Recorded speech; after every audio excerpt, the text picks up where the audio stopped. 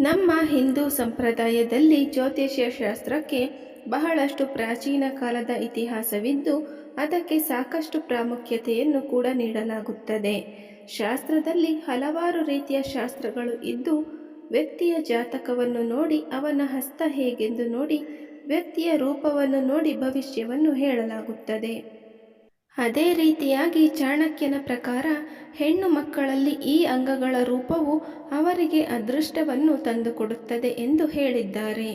ಹಾಗಾದರೆ ಚಾಣಕ್ಯನ ಪ್ರಕಾರ ಹೆಣ್ಣು ಮಕ್ಕಳಲ್ಲಿ ಯಾವ ಅಂಗಗಳು ಅವರಿಗೆ ಯಾವ ರೀತಿಯ ಅದೃಷ್ಟವನ್ನು ತಂದುಕೊಡುತ್ತದೆ ಎಂದು ನೋಡೋಣ.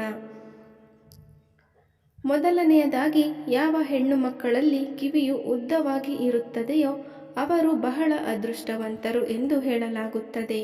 ಅಷ್ಟೇ ಅಲ್ಲದೆ ಇವರು ಹೆಚ್ಚು ಆಯಸ್ಸನ್ನು ಹೊಂದಿರುತ್ತಾರೆ ಹಾಗೂ ಜೀವನದಲ್ಲಿ ಸಾಕಷ್ಟು ಲಾಭವನ್ನು ಕೂಡ ಪಡೆಯುತ್ತಾರೆ.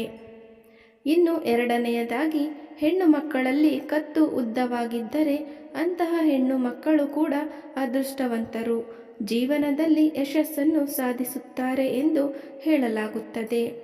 ಇನ್ನು ಯಾವ ಹೆಣ್ಣು ಮಕ್ಕಳ ಕಾಲುಗಳು ಉದ್ದವಾಗಿ ಇರುತ್ತದೆಯೋ ಅಂತಹ ಹೆಣ್ಣು ಮಕ್ಕಳು ಅದೃಷ್ಟವಂತರು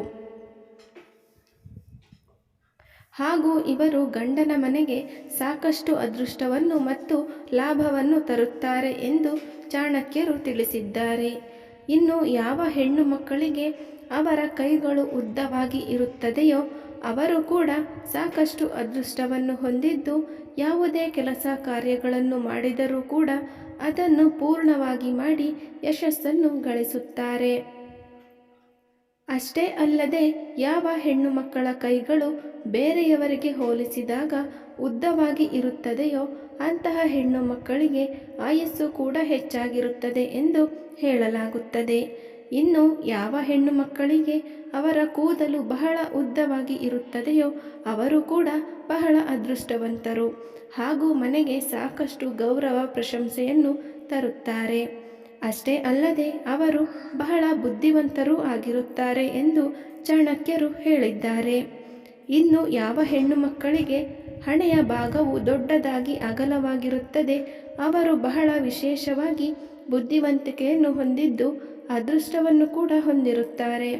ಇವರು ತಮ್ಮ ಜೀವನದಲ್ಲಿ ಸಾಕಷ್ಟು ಸಾಧನೆಗಳನ್ನು ಕೂಡ ಮಾಡುತ್ತಾರೆ ಎಂದು ಹೇಳಲಾಗುತ್ತದೆ.